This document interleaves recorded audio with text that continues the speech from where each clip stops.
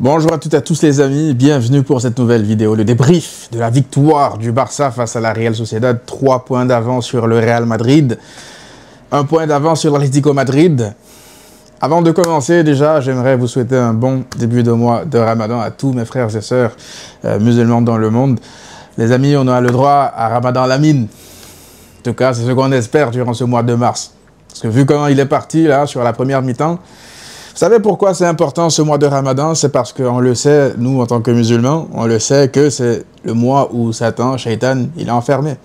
Et donc quand il est enfermé, il y a un club qui ne peut pas faire de pacte avec le diable. On sait qu'il fait des pactes avec le diable. On le sait très bien. J'ai pas besoin de nommer l'équipe. Belle victoire du Barça, franchement, gros début de match. Vous savez, c'est pas facile de jouer cette ligne assez haute parce que les 10 premières minutes de ce match, assez étrangement, je pensais que la Real Sociedad, avec tous les absents qu'ils avaient, avec Kubo notamment, avec Becker, tous les joueurs importants qu'ils avaient, je me disais qu'ils allaient essayer de jouer petit bras, essayer de mettre un bloc plutôt bas, essayer d'exploser en contre. C'est pas ce qu'ils ont fait. Ils sont venus chercher le Barça très haut, avec une ligne de défense là aussi très haute. Parce que je me rappelle une action, première action du match, c'est Rafinha qui est lancé sur le côté gauche, il part tout seul. Il y a Lewandowski, il veut remettre dans la surface, mais je pense que le centre, il a un peu manqué. Voilà, il y avait beaucoup d'espace dans la défense de la Real Sociedad. Et vu que eux aussi, ils avaient décidé d'attaquer très haut, ben, ils ont marqué un but refusé pour, naturellement, une position de hors-jeu. Donc, je voyais un match quand même très équilibré. Le Barça n'était pas à 100% à l'aise, on va pas se mentir, sur ces 10 premières minutes. Sauf que, lorsque tu décides de jouer aussi haut, avec autant de risques que le Barça, si tu ne le maîtrises pas, il se passe ce qui s'est passé au moment de l'expulsion de Elizondo. C'est ça. Nous, on l'a déjà subi la saison dernière avec Araujo. On sait de quoi il s'agit. Lorsque tu joues aussi haut et que tu fais des erreurs à la relance ou que tu es pressé ou que tu n'arrives pas à récupérer les ballons, à la moindre erreur comme ça y est, tu te retrouves à 10. Et je pense que même à 11 contre 11, le Barça aurait gagné peut-être avec un peu plus de difficulté parce que la Sociedad aurait peut-être baissé le niveau d'intensité parce que c'est impossible de jouer aussi haut si tu ne maîtrises pas ça durant 90 minutes. Tu feras des erreurs. Et la première erreur, elle aura été fatale. À partir de là, le match, il était fini.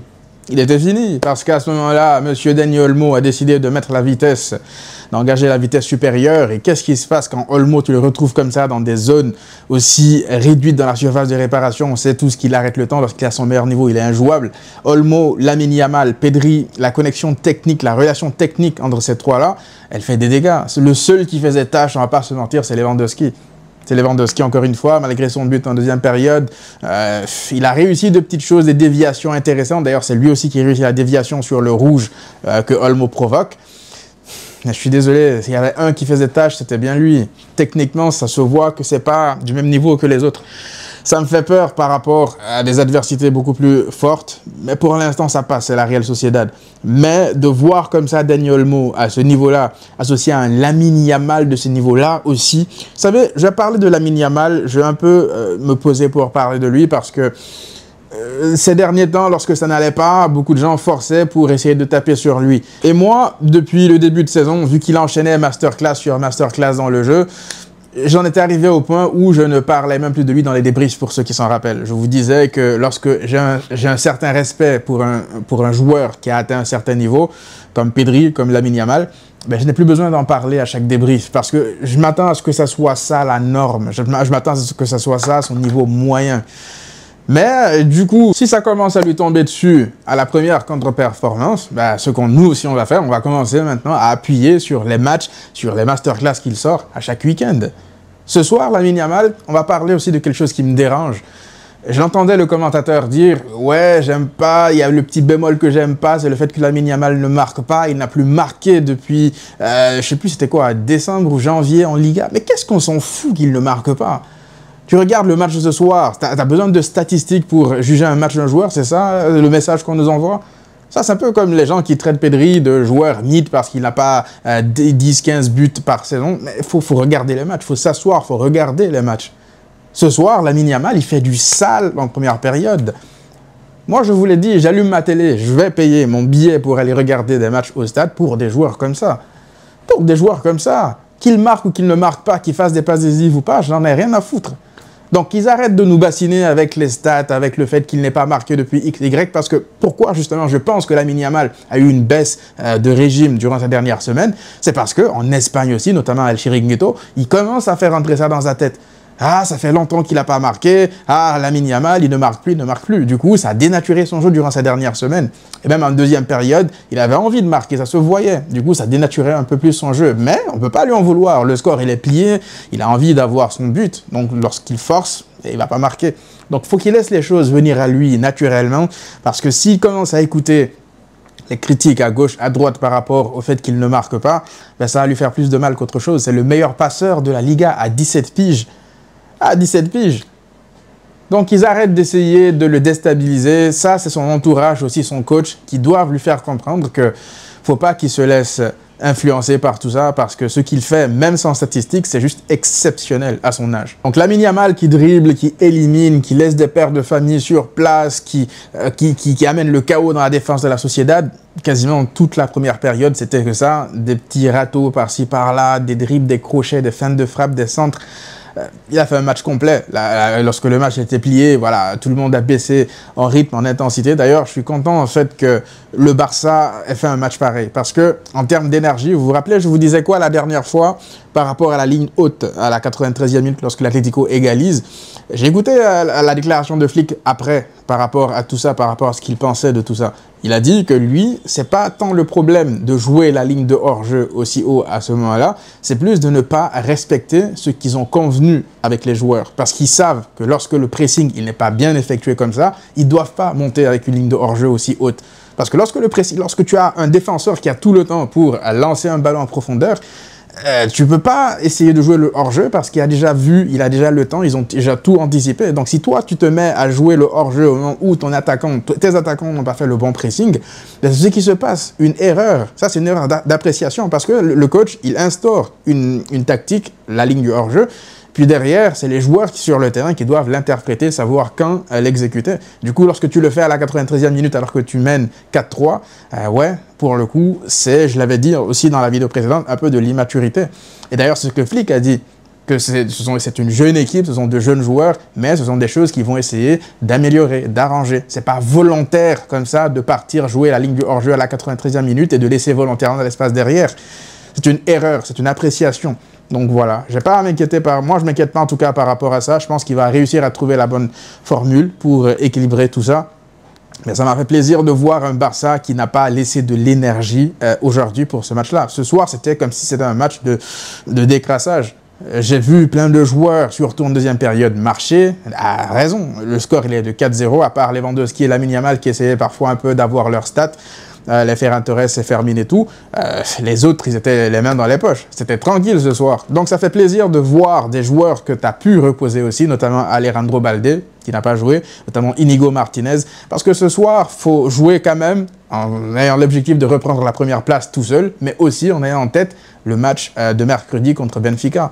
Donc l'enjeu, il était quand même assez élevé, assez énorme. Et voilà, la gestion, elle a été pour moi parfaite. Donc Inigo s'est reposé, Balde s'est reposé, même Pedri qui sort assez rapidement, Casado qui a eu des minutes, Frenkie aussi s'est reposé. Voilà, il y a eu plein de joueurs qui ont pu souffler, Rafinha aussi qui sort avec le sourire, malgré le fait qu'il ne marque pas, il ne fasse pas de passe D, il sort avec la bonne mentalité. Franchement, Rafinha, malgré le fait qu'il n'ait pas fait non plus un match exceptionnel, voilà, tu as besoin de tes joueurs frais dans des matchs comme celui de mercredi. Le problème, c'est que Lamine Yamal joue 90 minutes avant ce match-là.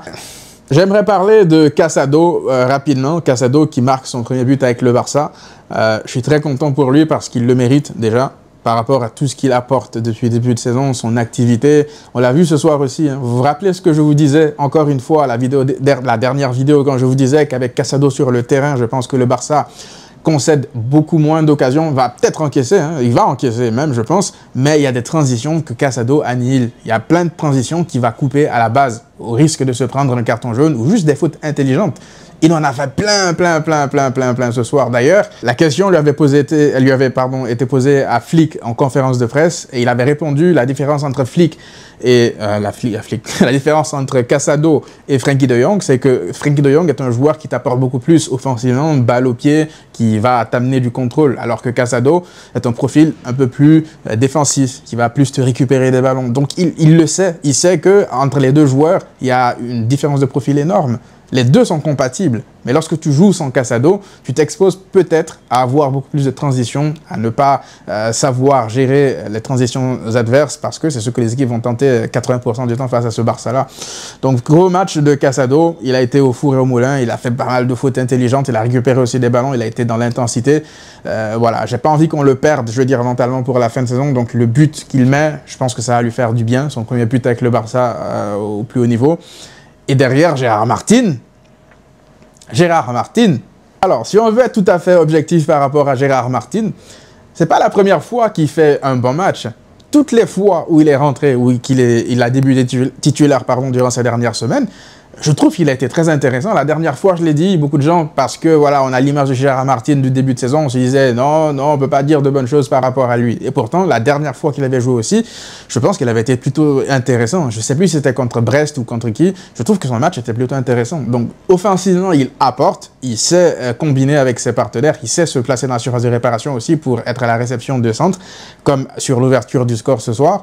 Mais je l'ai trouvé aussi serein derrière dans les sorties de balle. Après, défensivement, face à de top attaquants, je pense qu'il aura du mal. Je pense qu'il aura ses limites. Mais lorsque tu dois faire souffler Baldé dans des matchs comme celui-ci, honnêtement, je ne m'attendais pas à ce qu'il fasse un match comme ça. Un match où il est décisif, un match où il est serein, un match où il permet en fait à ton titulaire de se reposer pour les plus grandes échéances. Ça sert à ça en fait des remplaçants. Ça sert à ça des remplaçants de qualité. Moi, je ne pense pas que Gérard Martin soit un top latéral de qualité qui ne fera pas baisser ton niveau de football lorsque Baldé ne sera pas là. Mais s'il continue comme ça peut être un latéral plutôt acceptable. Un latéral capable de faire souffler encore une fois Baldé, parce que c'est ça le but. Baldé, c'est le titulaire, personne ne réussira, je pense, à le faire bouger pour l'instant. Donc, grand match de Gérard Martin. Pour finir, Chesney, je sais, est-ce que quelqu'un a vu Chesney ce soir? Dites-le moi en commentaire, parce que moi, je ne sais pas s'il a joué. C'est pas de savoir s'il a participé, c'est est-ce qu'il a joué. Parce que je ne sais pas s'il a joué. Peut-être que Chesney, il était chez lui ce soir. Après, le rouge, bien sûr que ça aide. Mais waouh, il y a déjà eu des équipes qui ont eu des rouges contre le Barça et qui ont mis le Barça parfois, je ne dis pas en difficulté, mais qui, par séquence, ont réussi quand même à avoir ne serait-ce qu'un tir. Même qu'il soit cadré ou pas, mais au moins un tir. La domination qu'on a vue ce soir après le rouge, waouh, j'ai rarement vu ça. 0 tir, 0 expected goals. Je ne sais pas si on se rend compte de ça. 0. Vraiment, regardez les stats de la Sociedad, c'est du 0 partout. Alors oui, le rouge n'aide pas, mais il y a déjà eu des équipes qui ont eu des cartons rouges et qui ont réussi derrière à créer pas mal de choses. Je ne dis pas qu'ils ont fait jeu égal avec l'équipe qui était à 11, mais un minimum de danger. Mais rien du tout. Rien, parce que les joueurs du Barça, ils étaient concentrés. Et c'est pour ça que je vous disais que j'ai aimé le fait qu'ils n'aient pas dépensé beaucoup d'énergie dans un match pareil, parce que là, les échéances importantes, elles vont continuer à arriver. Chaque but compte, chaque match compte, chaque adversaire sera déterminé. On l'a vu, le début de match de la Sociedad avant le rouge. Donc voilà, là, le Real Madrid a chuté hier, on capitalise dessus. Et là, il y aura l'Atlético Madrid aussi qui va arriver en championnat.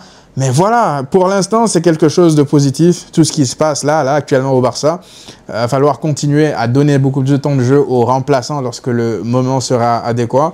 Puis derrière, je pense que tu seras capable de faire une très bonne fin de saison. Là, au moins, tu te mets dans les meilleures conditions possibles derrière. Juste le fait de mettre tout en place pour te faciliter les choses, mais ça, c'est positif. Donc, merci à Antiflick, merci aux joueurs du Barça qui n'ont pas fait les zouaves à lâcher des points alors que le Real Madrid vient d'en lâcher aussi. Voilà, mentalement, je pense que tu vas leur mettre un coup, d'autant plus que le Real va encore se déplacer après à Retafe, ils vont se déplacer à Villarreal après. Certes, le Barça a aussi le choc contre l'Atlético Madrid, mais je pense que si le Barça joue à son niveau, on peut être optimiste pour la fin de saison, mais je ne vais pas trop me projeter. Bref, les amis, dites-moi vous qu'est-ce que vous en pensez dans les commentaires. On se retrouve très rapidement, peut-être pour l'avant-match contre Benfica en début de semaine. D'ici là, prenez tous soin de vous et à très vite.